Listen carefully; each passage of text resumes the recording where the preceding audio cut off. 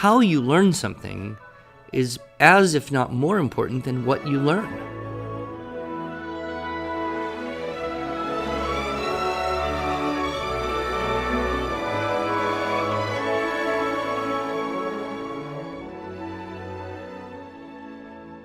Hello, and welcome to the Arts of Language podcast with Andrew Pudewa, founder of the Institute for Excellence in Writing, or as many like to say, IEW. My name is Julie Walker, and I'm honored to serve Andrew and IEW as the Director of Marketing. Our goal here is to equip teachers and teaching parents with methods and materials which will aid them in training their students to become confident and competent communicators and thinkers.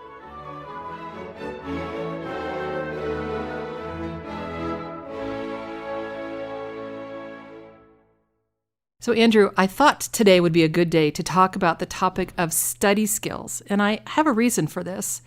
One is that I was a teacher, as you know. I taught first and second grade. I actually started my stint teaching in the junior high grade levels, and I just said, get me out of these. It's just, I was very young, and when you're really close in age to the students that you teach, it can be a problem. So they quickly moved me over to first and second grade, which I loved. But then as I had my own children and decided to homeschool, and as they got older, into those teen years, things like time management, things like how to take notes, all these skills were something I knew how to do, perhaps because I was in school and they weren't, but I wanted to teach them. So the way I taught them was how I often taught when I was homeschooling teens, which is I got a big group together and taught them. And so year after year at Biola University, when I was working there, I taught an all-day study skills seminar. How about that? Did you know that? I remember that. Yeah. And you did a conference talk a few times. Yes, on study skills. Study skills. Yep, time management. And of course, we have kids around here, some of whom have better time management and study skills than others. It's true. And we have our special guest. Yes, and so what I was going to say to that, although this is something that I enjoy personally doing, it's not, I wouldn't call myself the expert, but we have our guest who is the expert, and maybe you could introduce her. Well, it's Susan Ison. She is the author of the Victus Study Skills System. You live in Memphis. We live in Memphis. Memphis, Tennessee. But you don't have a deep South drawl. Have you trained that out of yourself? Well, it may be because you're from Oklahoma. It may be. And Susan, we met, I don't know, must be coming on 5, 6 years now. Probably so, yeah. At a homeschool conference. Right. I was immediately attracted to your material. And at that time, I had teenagers in the worst of the disorganized age period. I think, one was a teenager and one was almost to become one. And I thought, this is what I need. And like you, Julie, I discovered the best way to teach my own children something is to get a little class and teach it to everyone. That, of course, makes you more organized, more accountable, and nicer. Exactly. So I did that and got a box of books from you and taught through. And I think during that time, you were learning a little more about what we do at IEW, and you were working on some new products as well. And I was very excited with the results, and that group of kids got that little boost, most of them, that they needed. And we met one of them today at lunch. You're visiting our headquarters here in Eastern Oklahoma. She's now a senior in high school, and very cute. She said, it helped me so much. I use those ideas still. That must be very gratifying to you. It is. It's great. It's always encouraging when we have one of our students come back or one of the parents come back and say, what my child learned in your class has affected them for the rest of their lives. You go, that's what it's all about. You want to be able to do that. Yeah. And over the years, we've had conversations and little snippets of conversations. I don't think we've ever had as leisurely a one as today, but so much overlap between what we do. One thing that came right to the surface is, what's kids' number one problem about writing assignments? Procrastination. There's only one way to overcome procrastination. Plan, time management, have a path, have a system, have a method. And that's something that has to be learned. I don't think a lot of people just come into adulthood as highly organized, efficient, productive people. Maybe a few. But I think all of us have to learn that along the way. We do. So the other area, and I thought maybe we could start and talk a little bit about this because we touched on it at lunch, and I think it's so critical for people today, and that is listening skills. Our tagline here at IEW is listen, speak, read, write, think. People want to jump right into the writing and thinking business, but what we're all about is helping them realize that the foundation actually is in that listening, and everything stems from that. So tell us a little bit about kind of the overview of your approach to teaching study skills, and especially what you do to help students learn to listen better. Because so many of them are, in this chaotic world of noise and electronic devices and constant distraction. And I mean, I literally see teenagers who can't do one thing for 5 minutes and not get distracted and have to check their device or something. So tell us a little bit about your whole program, and then tell me about the listening aspect. We'll go from there. Okay, well, the whole program actually began sort of the same kind of thing you both are talking about. Is we have kids and they don't know how to do these particular skills, whatever they might be, whether it's listening or note-taking or taking a test or whatever it is. They don't know how to do it. And way back in the 70s, I had a group of tutors, and we were tutoring students in academics. And what we found out when we'd get back together and talk about how things were going is the tutors would say, it's not that the kids don't know how to study or they don't understand history, so they don't know how to study history. They don't know how to take history notes. They don't know how to listen to their teacher. It's not so much history that's the problem, it's all of these skills that are missing. So we just kind of started trying to find a study skills course that we could begin to teach. There wasn't one. We looked all over the country. We couldn't find one. We finally found a little booklet that we liked, and over the years we added to it, and then we began to integrate strategic planning into that. So it kind of became a model that was very unique, and we call it the Victus Study Skills System because it is a system of learning. So it all comes from, there's a great proverb that I love. It says, zeal without knowledge is not good. And what happens is that the kids want to do well. They really want to. They have the desire, but they don't know how. So you tell a kid, go listen better. Well, you need to go back and study that better. You need to go do this better. Study harder. You'll do better. What does that mean to a kid? What does a kid do if somebody says to you, go study harder, or go listen? I know some people who think the way you study is you stare at something for a long enough time, and then you magically learn it. That's exactly right. You sit down with your book, and you have been there for 1 hour, so certainly you have been studying, right? And then when that doesn't work... Or you know how to look at the teacher when the teacher's talking, or you're being homeschooled and you know how to look at your mom or your dad or whoever's teaching. You know how to make all the right facial expressions. You nod at the right time. Does that mean you're listening? Mm-hmm. No. So we need to teach kids how to just do that basic skill, whatever it might be, whether it's listening, taking notes, taking a test.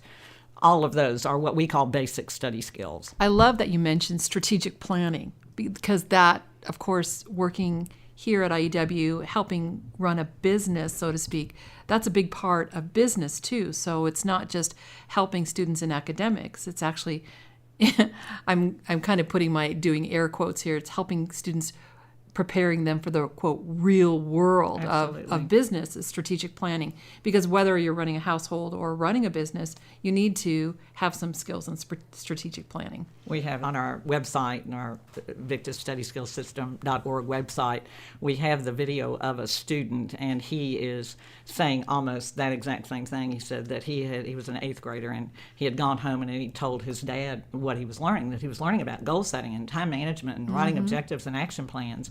And his dad said, that's what I have to teach to my employees. Right. They don't even know how to do it when they're adults. So you're exactly right. And that's one of the critical pieces that makes, I think, our program so unique. Victus means way of life. And we are trying to teach kids skills that I can use at my stage of life, your children can use at the stage of life they're in. So they learn, it's 3 basic foundational cornerstones. Where are you now? And that's where the concept is based on the verse in the Bible that says the leaders of Issachar understood the times and they knew what to do. So we have to have a clear understanding of the times right now in order to know what to do. So that's a concept. We're teaching them a concept that will affect them for the rest of their lives. So you want to play tennis. Well, where are you now in tennis? You want to fly an airplane. Where are you now in that? And you've got to be honest about it. We really stress the importance of being honest in that. So then how do you apply that in school? They do a study skills checklist and they do a learning styles inventory. And what's really so cute in the study skills checklist is that the kids are honest. If you say, do you do your homework seldom or often or never? They'll say never. They'll say that's true. They just don't mind being honest because you've given them this little pep talk. And so then they deal with that part, the where are you now, and then they move into where do you want to be. And that's where they actually have to write a mission statement and they write goals and priorities, try to define those. Because we don't want, even in our own lives, we don't want to be ruled by the tyranny of the urgent. We want to go, this is most important. I need to let my life show that. And then, so you got where are you now, where do you want to be, and then how do you get there is where you close that gap and you teach the basic study skills. So that's kind of it in a nutshell. Yes, I remember when I saw your book, I was immediately attracted because of the title Victus. And I had just started teaching Latin at that time. There's 2 words that are a little confusing for some Latin students. One is vinco, vincere, vici, victus, where the 4th principal part is victus, meaning to conquer or to have victory. And vivo, vivere, vixi, victus, which means to live or to thrive. And I thought, she's got the 4th principal part of a verb to live and to conquer. She must be brilliant. And I think I even asked you, did you do that on purpose? But I think that whole concept of this is something that is teachable, is practicable, is learnable. And it's one of those things you take out, say, if you do it in middle school, and it serves you your whole life. I've often said, and Julie, you've heard me say, how you learn something is as if not more important than what you learn. We can learn stuff and use it or forget it, but it's how we learn that develops our cognitive processes and the way we then go into life and business and whatnot. And I think, too, a thing that, and I'm sure you find this when you teach writing, the kids procrastinate, as you said, over and over and over. Well, part of the reason they do that is, I think, because they feel no confidence in what they're doing. We teach them the principles, and then they begin to go, oh, there is a way to write. And I know that way now. Mm-hmm. So I'm not as apt, because a lot of procrastination is just due to wanting to be perfect. And so we give them the skills to do these things, and they're not as reluctant. Their confidence builds, and you just see them go, wow, I can do this thing. I can write this paper, or I can take this test. And giving them those skills makes such a difference. Yes, so you began by teaching this mainly to middle school students. Is that right? Correct? We sure did. And that seems to be that age, 11, 12 years old, where that paper management, time management, just having the habit of using things like checklists and schedules makes all the difference between a 12-year-old who's like a little child and a 12-year-old who's more like an adult. Yeah. And so that was your first niche, your first product. And your course is designed to last how long? How many lessons or weeks? It's 5 1-hour sessions, but people can make it last a lot longer if they want. And it's, of course, better if they do, because the key is you want to reinforce. But the actual teacher edition allows for 5 1-hour sessions. Okay, so it's very manageable. Yep. And then, of course, practicing those things to make key. them habit. Right. And then you expanded, and you have some more range for younger and older, is that right? Right. Well, what we found out is that we have this middle school group, and then even some of those middle school kids couldn't get it. I mean, we were using terminology and just concepts that were just a little too sophisticated for them. So we had requests to develop something a little bit lower level. So we developed our elementary program, which is more for like 2 through 4th, 5th, something like that, just depending on the kid. Each kid's different. But it's just a little bit lower level, but the same concepts, just at a different level.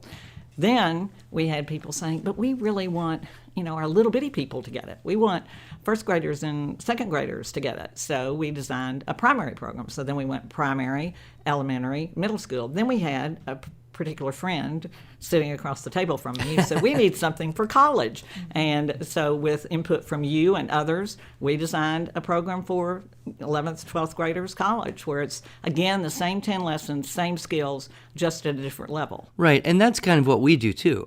People say, well, what do you do for an 8th grader?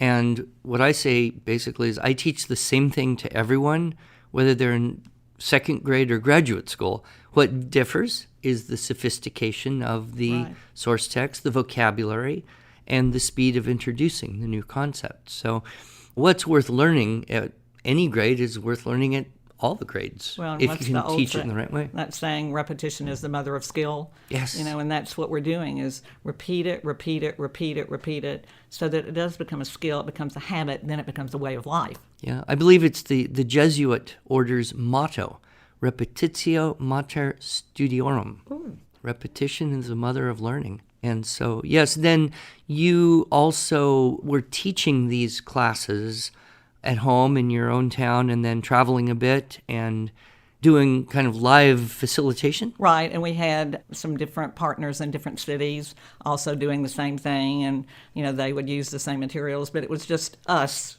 the people involved in my business. We were the teachers, and we had our little typed out teacher's guide, and then we went into the next step where now anybody can teach it. Because you have it on video.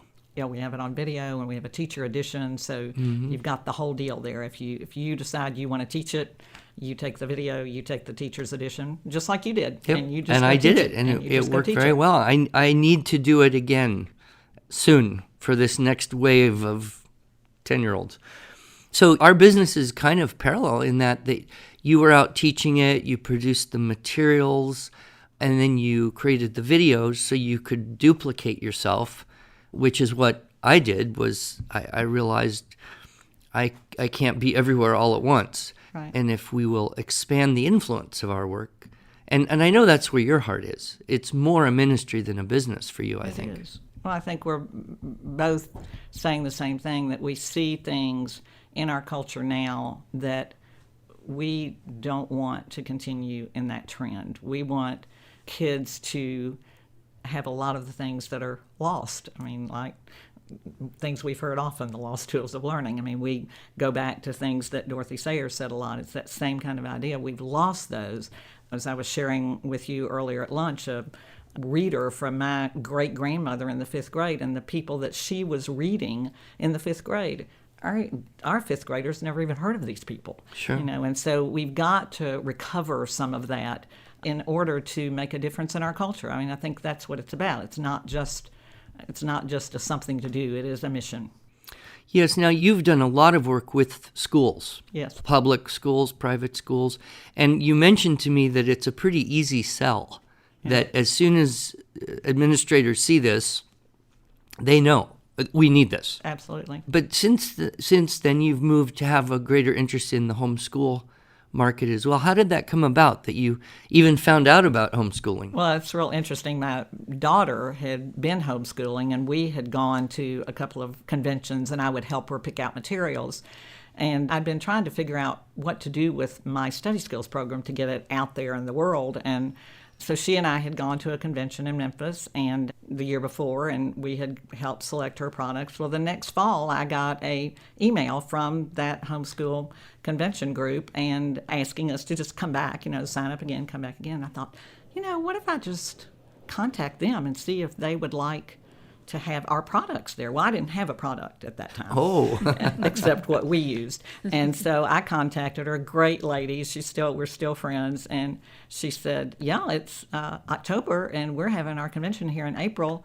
You're welcome to have a booth. And I went, okay, great.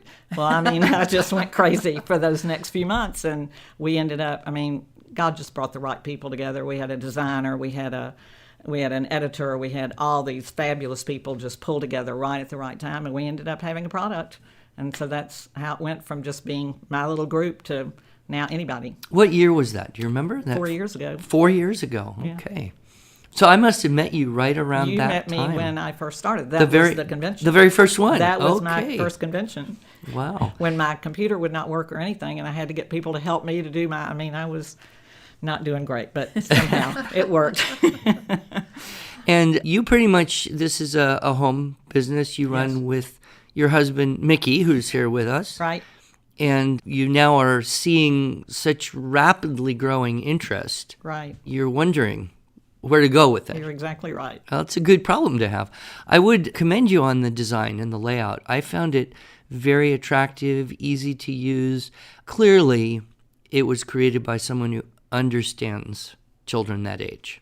Well, and having taught every grade, because I've taught every grade, and so I've put my hands on every kind of teacher's manual you can imagine, and I thought, I want this to be something anybody can use, and it makes sense, it's logical, and so that's why I just wanted it to be easy to use for folks. Yeah, I'm surprised there isn't anything out there that I've seen that's really comparable to what you've got. Maybe people classify study skills as college curriculum or something. I know I came across, as I was starting to teach that class, I did some Googling and I found some YouTubes, and there were some college teachers teaching junior college students, adults, often older adults, exactly the same things that were in your book. And I thought, wow, that's kind of interesting. Maybe people just don't realize that they can start at a young age. Right. Or you know what, maybe it's kind of one of those things where you figure, well, they'll just pick it up. They'll absorb it by being in school or being in class. They'll absorb it from parents' osmosis. I don't think that happens too often. Well, and often we'll be at a workshop and we'll have a group of parents or teachers or both. How many of you have ever taken a study skills class?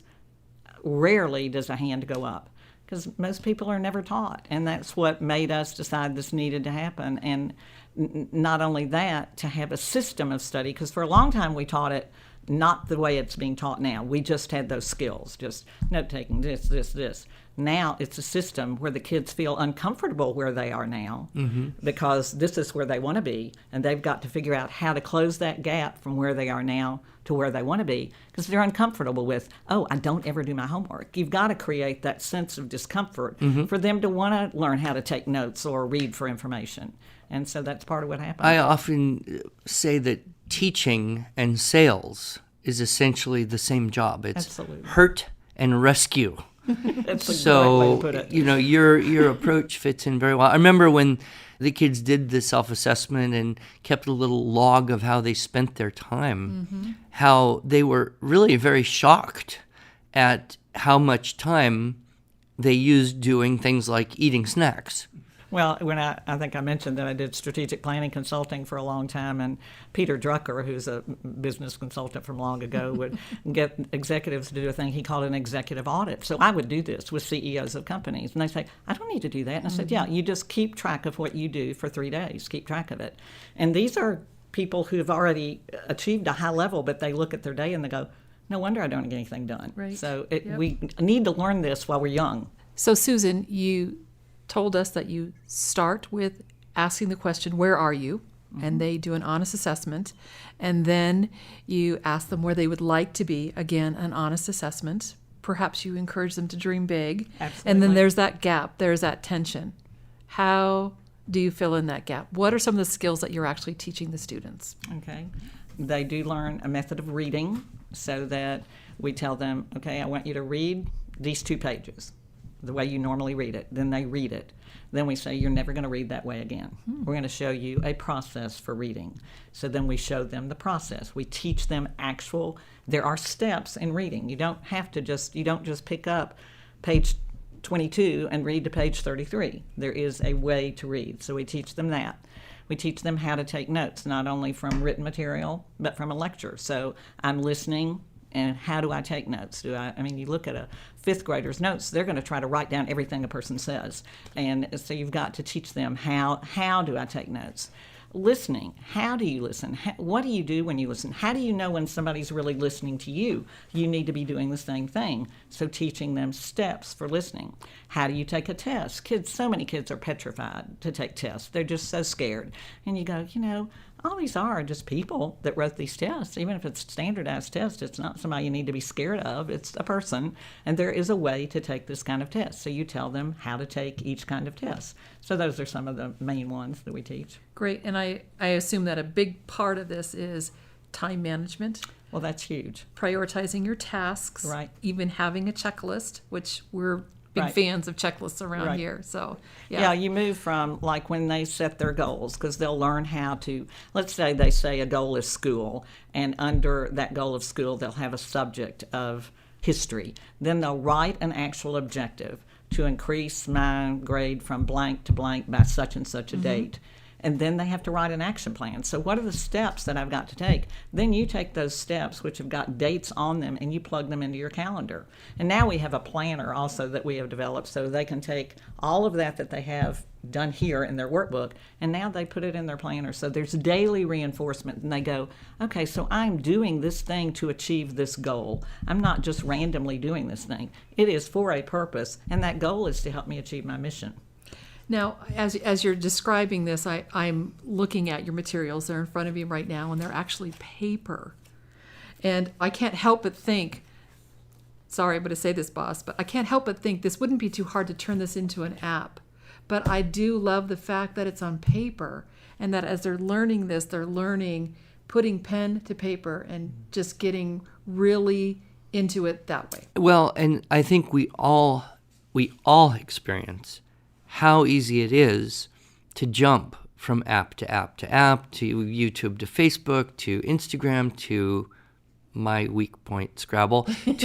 So if you try to do this with kids of school age on a screen, I think it's much more dangerous. Whereas if you can just, no screens, open the book, read, think, talk, write, it's going to absorb so much more effectively. Now, I do believe that perhaps, Susan, you will find that there's a worldwide market for this, because I know that there's interest in all around the world, from India to China to South Africa to Brazil, in both the homeschool and the school market, to teach these types of things that are not well taught, writing and study skills. So perhaps it would become an ebook rather than an app, or maybe you develop an app for college students. Although, and we do actually ship orders all over the world. We've had people request it from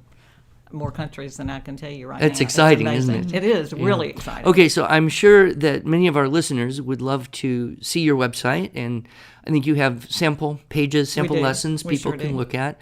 So what is the website? StudySkillsSystem.org is what you would actually type in. But if you type in Victus Study Skills System, it will still come up. Victus, Victus, the fourth principal part of two Latin verbs meaning to conquer and to live, to thrive. So, well, I wish we had more time, but these podcasts just fly by. It's been a delight to speak with you. And of course, I'm sure if people have questions, they can contact you directly through the website. And I just personally would encourage everyone, whether you are teaching in a classroom, homeschool co-ops, this is perfect for that kind of situation, or just a couple, 2, 3, 4, or 10 of your own children, however many. I would strongly encourage you to look into this because, yes, you might be able to figure out how to teach this on your own. Honestly, that's kind of what I thought. But when I saw I didn't have to do it because you had already done such a beautiful job, I was very excited. So, well, and I'll throw in this one thought too. We have had innumerable parents say it's changed their own lives because they've learned how to become better at time management, organizing, setting priorities. So it has that, which helps you parents too. And it's so much easier to learn something by teaching it. Yeah. Then you don't have to admit that you were weak in those areas and needed to learn it. Good point. Well, it's been fun. You. Thanks so much for coming and visiting us here out in the great. end of the road. Loved it. And for those of you who've never been, this is a fabulous place. So I'm just going to mention that website again, just so that in case you can't find our show notes, it's studyskillssystem.org. And Susan, thank you again for joining us and helping our families learn the fine art or maybe deepen their skills in study skills. Thank you. Thank you.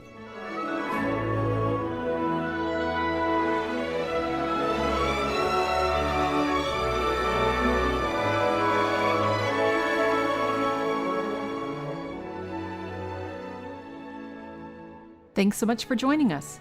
If you enjoyed this episode and want to hear more, you can subscribe to this podcast in iTunes or Stitcher, or just visit us each week at iew.com/podcast. Until then, on behalf of Andrew Poudois and the team at IEW, I thank you for the privilege of allowing us to partner with you on this educational journey toward better listening, speaking, reading, writing, and thinking.